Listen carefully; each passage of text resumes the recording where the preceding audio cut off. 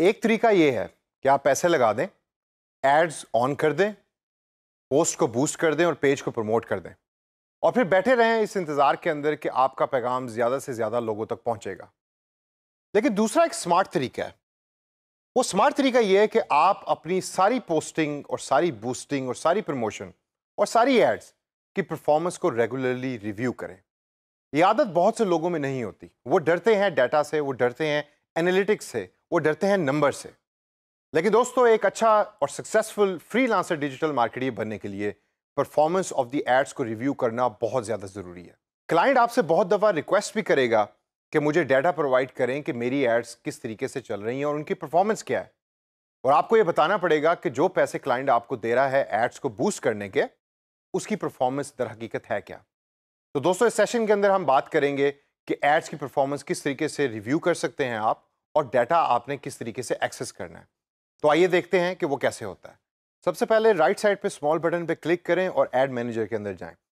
यहां आपको हो सकता है कि मैनेज एड्स का बटन नजर ना आए, खाली क्रिएट एड्स का नजर आए।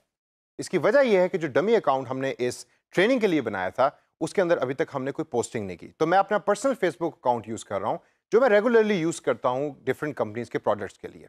तो यहां अगर आप नोट करें तो क्रिएट एड्स के नीचे मैनेज एड्स का बटन भी आ रहा है। अगर आपके पास मैनेज एड्स का बटन नहीं भी आ रहा तो आपको घबराने की जरूरत नहीं। अगर आप क्रिएट एड्स पे भी क्लिक करेंगे तो वो भी आपको फेसबुक एड मैनेजर पर ही ले जाएगा। तो आइए क्लिक करके देखते हैं। जब आप फेसबुक एड मैनेजर में लॉग इन करते हैं तो अक्सर आपको ये मेन स्क्रीन नजर आएगी। लेफ्ट साइड पे देखिए तो क्लोज का टैब नजर आएगा, इधर क्लोज के बटन पे क्लिक कीजिए और अब आपके सामने सारी डिटेल्स आ रही हैं उन तमाम एड्स की जो आपने हिस्ट्री के अंदर रन किए हैं या आप अभी एट प्रेजेंट रन कर रहे हैं। दोस्तों, ये सारी वो एड्स हैं कि जिसके ऊपर आपने पैसे पे किए फेसबुक को और ऑब्जेक्टिव सेट किया कि या इसकी रीच बढ़ानी है या इसके ऊपर इंप्रेशंस लेकर आने हैं या आप अपने फेसबुक पेज की लाइक्स को बढ़ाना है। तो इन एड्स के अंदर अगर हम गौर से देखें तो ये वो तमाम एड्स हैं कि जो मैंने हिस्ट्री के अंदर यूज़ की। डाटा लोड होते हुए फेसबुक कभी कभार टाइम देता है। चूंकि करंटली ये सारी एड्स इनएक्टिव हैं तो डिलीवरी के अंदर अगर आप नोट करें कॉलम में तो इनएक्टिव का लफ्ज़ लिखा हुआ आ रहा है, कुछ के आगे कंप्लीटेड का लफ्ज़ भी लिखा हुआ आ रहा है। ये वो सारी एड्स हैं कि जो अपनी ड्यूरेशन के अंदर कंप्लीट हो चुकी हैं और ख़त्म हो चुकी हैं। अगर कोई ऐड एक्टिव होगी तो यहाँ ग्रे डॉट के बजाय ग्रीन कलर का डॉट होगा जो इंडिकेट करेगा कि ये वाली ऐड आपकी करंटली एक्टिव चल रही है। अब क्वेश्चन ये है कि इन तमाम एड्स के अंदर से अगर आपने डाटा एक्सट्रैक्ट करना है या डाटा लेना है कि ये एड्स की परफॉर्मेंस कैसी रही है तो वो किस तरीके से करना है। एक तरीका तो ये है कि आप इनमें से किसी भी एक ऐड के ऊपर क्लिक कीजिए। लेफ्ट साइड के ऊपर आपको स्मॉल चेक बॉक्स बना हुआ नजर आ रहा है, उस पर जब आप क्लिक करेंगे और राइट साइड के ऊपर एक्सट्रीम राइट पे आप ऑब्जर्व करें तो आपको डिफरेंट ऑप्शंस दी हुई नजर आ रही हैं। उनमें से एक ऑप्शन है जिसके ऊपर 3 बार्स बने हुए हैं। ये 3 बार्स इंडिकेट करते हैं एनालिटिक्स के निशान को, यानी कि इस पे जब आप क्लिक करेंगे तो आपको उस पर्टिकुलर ऐड का डाटा नजर आएगा। मैं चाहता हूं कि मैं अपनी तमाम प्रीवियस एड्स का डाटा एक्सट्रैक्ट करूं, तो मैं सेलेक्ट ऑल पे क्लिक करूंगा ताकि सारे चेक बॉक्सेस सेलेक्ट हो जाएं और उसके बाद उसी निशान पे क्लिक करूंगा जो मैंने अभी पॉइंट आउट किया, जो एनालिटिक्स का निशान है। और उस पर क्लिक करने के बाद मेरे पास सारे का सारा डाटा उन तमाम एड्स का अपीयर हो जाएगा। अब एक चीज़ अगर आप ऑब्जर्व करें एनालिटिक्स के बटन पे दबाने से पहले, जैसे मैंने पहले आपको पॉइंट आउट किया था कि कुछ डाटा ऐसा है कि जो मिसिंग आ रहा था, लेकिन फेसबुक जब डाटे को लोड कर लेता है तो सारी कैंपेन्स का डाटा स्क्रीनशॉट में या डैशबोर्ड के अंदर आपके सामने प्रोवाइड करता है, जिस तरह आपके सामने इस टाइम करंटली नजर आ रहा है। लेकिन मुझे चाहिए डिटेल डाटा उन तमाम कैंपेन्स का जो प्रीवियसली मैंने रन किया। तो आइए देखते हैं कि वो कैसे होता है। सेलेक्ट ऑल करके एनालिटिक्स के बटन पर क्लिक कीजिए और यहां आपको टॉप के ऊपर 3 डिफरेंट टैब्स नजर आ रहे हैं जिसमें परफॉर्मेंस है, डेमोग्राफिक्स है और प्लेसमेंट है। परफॉर्मेंस के अंदर अगर आप गौर करें तो आपके पास डिफरेंट ऑप्शंस हैं जिनमें लिंक क्लिक से लेकर पेज लाइक्स हैं, रीच है और इंप्रेशंस हैं। इनमें अगर आप डिफरेंट ऑप्शंस को केयरफुली सेलेक्ट करके देखना चाहते हैं कि उसका डाटा क्या आपको इंडिकेट करता है तो आप नीचे व्यू के बटन पर क्लिक करें। तो मैं पोस्ट एंगेजमेंट्स देखना चाहता हूं तो मैं व्यू के बटन पर क्लिक करूंगा और ये मुझे डिटेल्ड डाटा दे देगा उन तमाम पोस्ट एंगेजमेंट्स का जो मेरी कैंपेन ने की।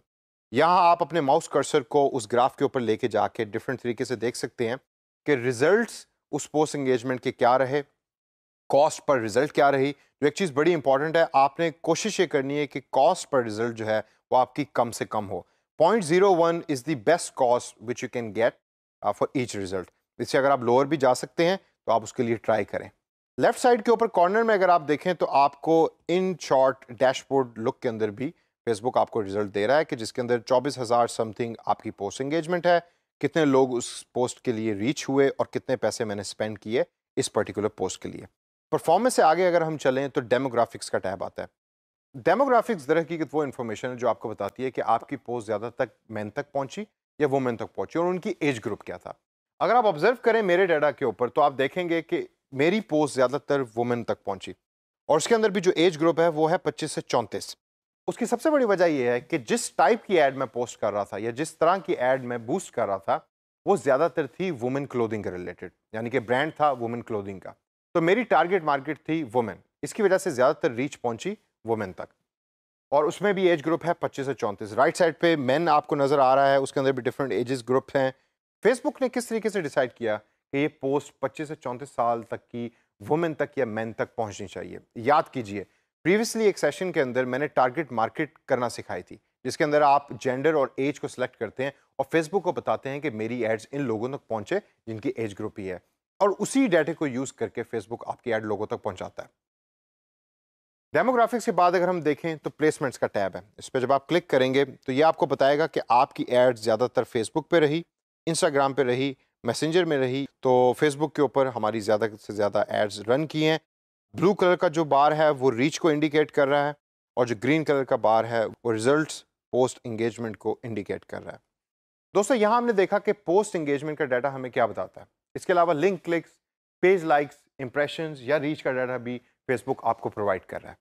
अब आप इस डाटा को गौर से देखिए। हो सकता है कि इनमें से कुछ ऐसी चीज़ें हैं जो अभी आपके फेसबुक एड मैनेजर में अपीयर ना हो रही हैं, लेकिन जैसे जैसे आप एड्स को रन करेंगे और एड का डाटा फेसबुक कलेक्ट करेगा तो ये सारे का सारा डाटा आपके सामने अपीयर होना शुरू हो जाएगा। डाटा से डरने की ज़रूरत नहीं, इसको यूज़ कीजिए क्योंकि डाटा आपका दोस्त है।